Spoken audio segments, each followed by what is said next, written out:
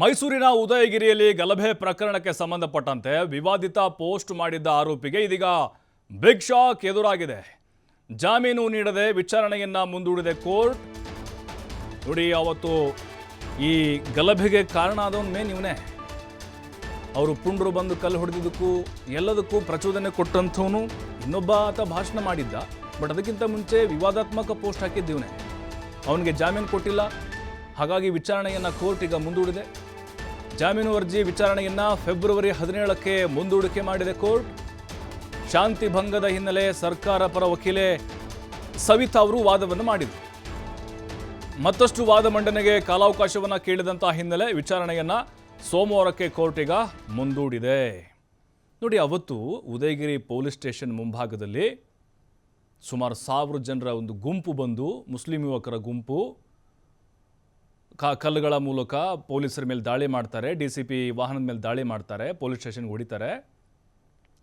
ಆದರೆ ಈ ಒಂದು ಪೋಸ್ಟ್, ವಿವಾದಾತ್ಮಕ ಪೋಸ್ಟ್ ಇತ್ತಲ್ವಾ, ಕೇಜ್ರಿವಾಲು, ಅಖಿಲೇಶ್ ಯಾದವ್, ರಾಹುಲ್ ಗಾಂಧಿ ಅವರ ರೆಬೆತ್ತಲೆ ಫೋಟೋಗಳನ್ನು ಹಾಕಿ, ಮುಸ್ಲಿಂ ಟೋಪಿ ಹಾಕಿ, ಉರ್ದು ಭಾಷೆಯಲ್ಲಿ ಕೆಲವೊಂದಿಷ್ಟು ಆ ಪದ ಬಳಕೆ ಏನಿತ್ತು, ಈ ಗಲಭೆ ಆಗಲಿಕ್ಕೆ ಕಾರಣೀಕರ್ತನಾದಂಥವನು, ಅಂದರೆ ಶಾಂತಿ ಭಂಗವನ್ನು ಮಾಡಿದಂಥವನು, ಅವನೀಗ ಕೋರ್ಟ್ಗೆ ಹಾಜರುಪಡಿಸಲಾಯಿತು.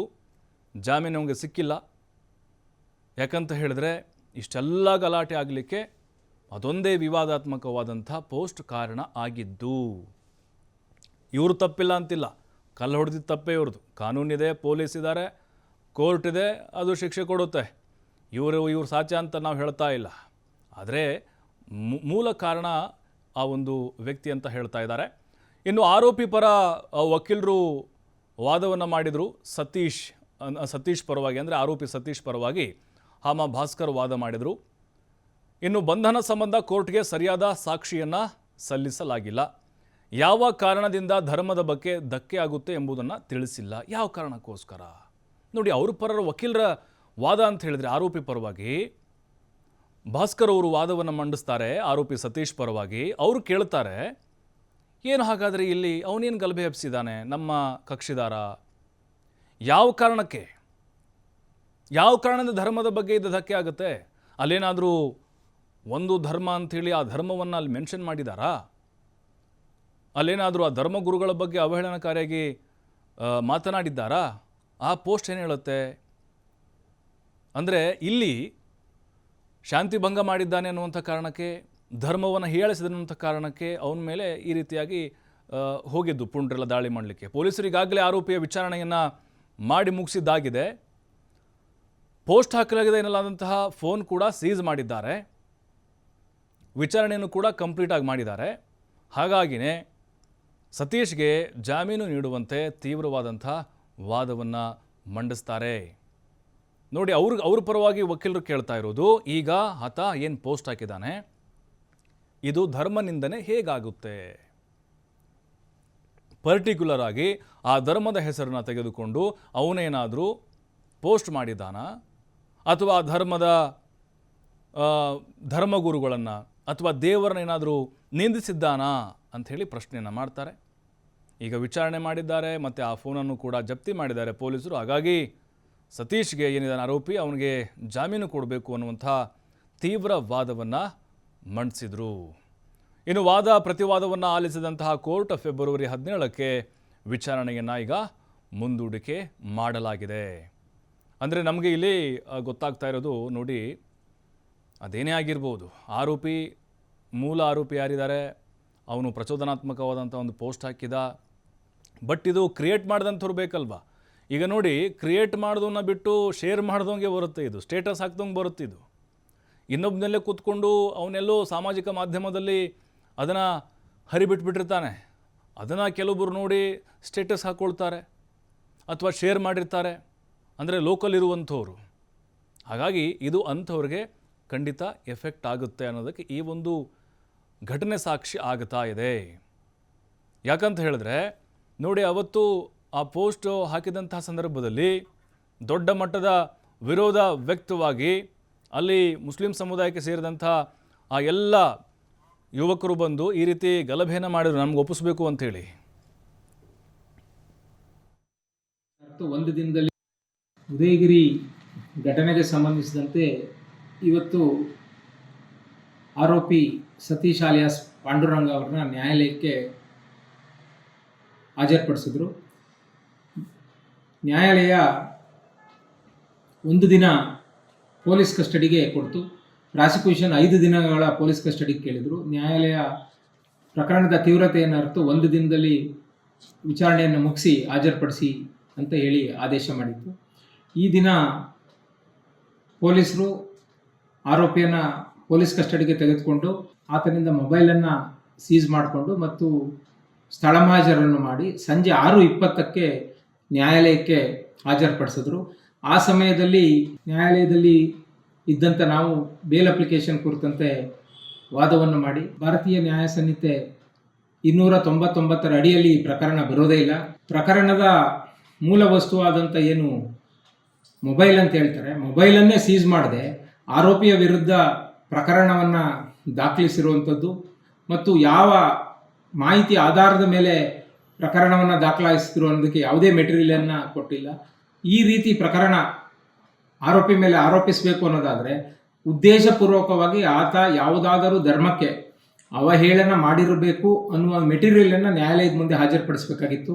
ಆದರೆ ಯಾವುದೇ ರೀತಿ ಮೆಟೀರಿಯಲನ್ನು ಅವರು ನ್ಯಾಯಾಲಯದ ಮುಂದೆ ಹಾಜರುಪಡಿಸದೇ ಇರೋದರಿಂದ ಈ ಪೊಲೀಸರ ಈ ಒಂದು ಒಟ್ಟಾರೆ ಏನು ನ್ಯಾಯಾಲಯದ ಮುಂದೆ ಪ್ರಕರಣಕ್ಕೆ ಸಂಬಂಧಪಟ್ಟಂತೆ ಹಾಜರುಪಡಿಸಿರುವಂತಹ ದಾಖಲೆಗಳನ್ನು ಪರಿಶೀಲಿಸಿ ನಾವು ವಾದವನ್ನು ಮಾಡಿ ನ್ಯಾಯಾಲಯಕ್ಕೆ ಇದು 299 ಬರೋದಿಲ್ಲ ಅಂತ ಹೇಳಿ ವಿಷಯವನ್ನು ಮನವರಿಕೆ ಮಾಡಿಕೊಟ್ಟು ಇದನ್ನು ಪರಿಗಣಿಸಿದ ನ್ಯಾಯಾಲಯ ನಾಳೆ ಜಾಮೀನು ಅರ್ಜಿಯ ಮೇಲೆ ಆದೇಶವನ್ನು ಮಾಡಲಿಕ್ಕೆ ಕಾಯ್ದಿರಿಸಿದೆ. ಪ್ರಕರಣ ನಾಳೆಗೆ ಮುಂದೂಡಲಾಗಿದೆ. ಆರೋಪಿಯನ್ನು ನ್ಯಾಯಾಂಗ ಬಂಧನಕ್ಕೆ ನೀಡಲಾಗಿದೆ. ಉದಯಗಿರಿ ಘಟನೆಗೆ ಸಂಬಂಧಿಸಿದಂತೆ ಇವತ್ತು ಮತ್ತಷ್ಟು ಮಾಹಿತಿ ಪುನೀತ್ ನೀಡ್ತಾರೆ. ಪುನೀತ್, ಈಗ ಆರೋಪಿ ಏನಿದ್ದಾನೆ ಈ ಒಂದು ಗಲಭೆಗೆ ಕಾರಣೀಕರ್ತ ಇವನೇ ಅಂತ ಹೇಳಬಹುದು. ಆ ಪೋಸ್ಟ್ನ ವಿವಾದಾತ್ಮಕವಾಗಿ ಸೃಷ್ಟಿ ಮಾಡಿ ಅಂಥೇಳಿ. ಬಟ್ ಈಗ ಕೋರ್ಟ್ನಲ್ಲಿ ನಡೆದಂಥ ವಾದ ಪ್ರತಿವಾದ ಹೇಗಿತ್ತು? ಸದ್ಯಕ್ಕೆ ಜಾಮೀನು ಸಿಗುವಂಥ ಸಾಧ್ಯತೆಗಳು ಕಡಿಮೆನೇ ಇರ್ಬೋದಾ, ಹೇಗೆ? ಸಂತೋಷ್, ಈಗಾಗಲೇ ಪ್ರಮುಖವಾಗಿ ಏನು ಉದಯಗಿರಿಯಲ್ಲಾದಂತಹ ಒಂದು ಪ್ರಕರಣ ಏನಿತ್ತು, ಆ ಮುಸ್ಲಿಂ ಪುಂಡರು ಮಾಡಿದ್ದಂತಹ ಕೆಲವು ಕಲ್ಲು ತೂರಾಟದ ಪ್ರಕರಣ ಏನಿತ್ತು, ಈ ಪ್ರಕರಣಕ್ಕೆ ಪ್ರಮುಖ ಕಾರಣವಾದಂತಹ ಅವಹೇಳನಕಾರಿಯಾದಂತಹ ಒಂದು ಪೋಸ್ಟರ್ ಏನಿತ್ತು, ಆ ಪೋಸ್ಟರ್ ಅನ್ನ ಹಾಕಿದ್ದಂತಹ ವ್ಯಕ್ತಿ ಅಂದ್ರೆ ಸತೀಶ್ ಏನಿದ್ದಾರೆ, ಆತರ ಜಾಮೀನು ಅರ್ಜಿ ವಿಚಾರಣೆ ಇವತ್ತಿದ್ದಂಥದ್ದು.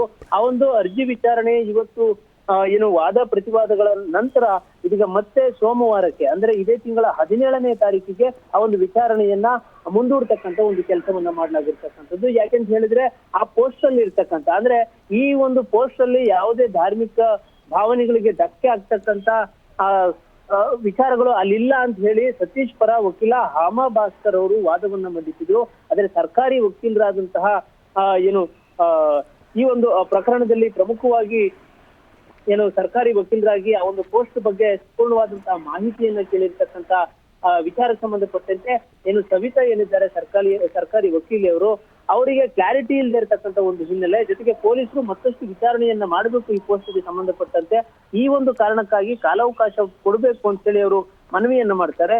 ಈ ಒಂದು ಹಿನ್ನೆಲೆಯಲ್ಲಿ ನ್ಯಾಯಾಧೀಶರು ಅಲ್ಲಿ ಅವರ ಮನವಿಗೆ ಸ್ಪಂದಿಸುವ ಮುಖಾಂತರ ಅವರಿಗೆ ಮತ್ತಷ್ಟು ಕಾಲಾವಕಾಶವನ್ನು ಕೊಡ್ತಕ್ಕಂಥ ಒಂದು ಕೆಲಸವನ್ನು ಮಾಡಲಾಗುತ್ತೆ. ಯಾಕೆಂತ ಹೇಳಿದ್ರೆ ಒಂದು ಅವಹೇಳನಕಾರಿಯಾದಂತಹ ಪೋಸ್ಟ್ ಏನಿತ್ತು, ಆ ಒಂದು ಪೋಸ್ಟ್ ಅಲ್ಲಿ ಉರ್ದು ಭಾಷೆಯ ಪದಗಳಿರ್ತವೆ. ಆ ಒಂದು ಪದಗಳನ್ನ ಕನ್ನಡಕ್ಕೆ ಭಾಷಾಂತರ ಮಾಡಿ ಅಲ್ಲಿ ಇರ್ತಕ್ಕಂಥ ಸ್ಪಷ್ಟವಾದಂತಹ ವಿಚಾರ ಏನಿದೆ ಅದನ್ನ ಕೋರ್ಟ್ಗೆ ಮನವರಿಕೆ ಮಾಡ್ತಕ್ಕಂಥ ಕೆಲಸವನ್ನ ಪೊಲೀಸರು ಕೂಡ ಮಾಡಬೇಕು. ಜೊತೆಗೆ ಈಗ ಆರೋಪಿ ಏನಿದ್ದಾನೆ ಆತನನ್ನ ವಿಚಾರಣೆಗೊಳಪಡಿಸುವಂತ ಒಂದು ಕೆಲಸವನ್ನ ಮಾಡಲಾಗಿದೆ. ಜೊತೆಗೆ ಆತನ ಮೊಬೈಲ್ ಅನ್ನು ಕೂಡ ಸೀಜ್ ಮಾಡ್ತಕ್ಕಂಥ ಕೆಲಸವನ್ನ ಮಾಡಲಾಗಿದೆ. ಆದ್ರೂ ಕೂಡ ಸಮಾಜದಲ್ಲಿ ಶಾಂತಿಯ ಭಂಗ ಆಗುತ್ತೆ ಅನ್ನೋ ಕಾರಣಕ್ಕಾಗಿ ಮತ್ತಷ್ಟು ಕಾಲಾವಕಾಶವನ್ನು ಕೇಳ್ತಾರೆ. ಈ ಒಂದು ಹಿನ್ನೆಲೆಯಲ್ಲಿ ಅವರಿಗೆ ಕಾಲಾವಕಾಶವನ್ನು ಕೊಡೋದ್ರ ಜೊತೆಗೆ ಈ ಒಂದು ಜಾಮೀನು ಅರ್ಜಿ ವಿಚಾರಣೆಯನ್ನ 17ನೇ ತಾರೀಕಿಗೆ ಮುಂದೂಡುವಂತ ಒಂದು ಕೆಲಸವನ್ನ ಮೈಸೂರಿನ 2ನೇ ಅಪರ ಸಿವಿಲ್ ನ್ಯಾಯಾಧೀಶೆ ಆಗಿರುವಂತಹ ಸರೋಜಾ ಅವರು ಆದೇಶವನ್ನ ಹೊರಡಿಸಿರ್ತಕ್ಕಂಥದ್ದು. ಈ ಒಂದು ಹಿನ್ನೆಲೆಯಲ್ಲಿ ಇದೀಗ ಆ ಒಂದು ಜಾಮೀನು ಅರ್ಜಿ ವಿಚಾರಣೆ ಸೋಮವಾರಕ್ಕೆ ಮುಂದೂಡಿದೆ. ಮತ್ತೊಂದು ಕಡೆ ಇಲ್ಲಿ ಏನು ಪೊಲೀಸರ ಮೇಲೆ ಹಲ್ಲೆ ಮಾಡಿದಂತವ್ರು ಇರ್ಬೋದು, ಪೊಲೀಸರ ವಾಹನಗಳನ್ನು ಜಖಂ ಮಾಡಿದಂತವ್ರು ಇರ್ಬೋದು, ಜೊತೆಗೆ ಮೈಸೂರಿಗರು ಬೆಚ್ಚಿ ಬೀಳುವಂತಹ ಒಂದು ವಾತಾವರಣವನ್ನ ನಿರ್ಮಾಣ ಮಾಡ್ಲಿಕ್ಕೆ ಕಾರಣರಾದಂತಹ ಆರೋಪಿಗಳನ್ನ ಈಗಾಗಲೇ ಪೊಲೀಸರು ಸುಮಾರು 20ಕ್ಕೂ ಹೆಚ್ಚು ಮಂದಿಯನ್ನ ತಮ್ಮ ವಶಕ್ಕೆ ತೆಗೆದುಕೊಂಡಿದ್ದಾರೆ. ಜೊತೆಗೆ ಪ್ರಮುಖವಾಗಿ ಪ್ರಚೋದನಾಕಾರಿಯಾದಂತಹ ಭಾಷಣವನ್ನ ಮಾಡುವ ಮುಖಾಂತರ ಮೌಲ್ವಿಯೊಬ್ರು ಅಲ್ಲಿ ಅಶಾಂತಿಯ ವಾತಾವರಣವನ್ನ ನಿರ್ಮಾಣ ಮಾಡಿದ್ರು, ಅವರನ್ನ ಬಂಧಿಸಬೇಕು ಅನ್ನೋ ನಿಟ್ಟಿನಲ್ಲಿ ಈಗಾಗಲೇ ಸಾಕಷ್ಟು ಕಾರ್ಯಾಚರಣೆಯನ್ನು ಕೂಡ ಮಾಡ್ಲಾಗ್ತಾ ಇರ್ತಕ್ಕಂಥದ್ದು. ಒಂದು ಪೋಸ್ಟರ್ ಅನ್ನ ಹಾಕಿದಂತಹ ವ್ಯಕ್ತಿಯ ಒಂದು ಜಾಮೀನು ಅರ್ಜಿ ಇದೀಗ ಮತ್ತೆ ಸೋಮವಾರಕ್ಕೆ ವಿಚಾರಣೆ ಮುಂದೂಡಲಾಗಿರ್ತಕ್ಕಂಥದ್ದು. ಪ್ರಭು, ಥ್ಯಾಂಕ್ ಯು ಪುನೀತ್ ತಮ್ಮೆಲ್ಲ ಮಾಹಿತಿಗಾಗಿ.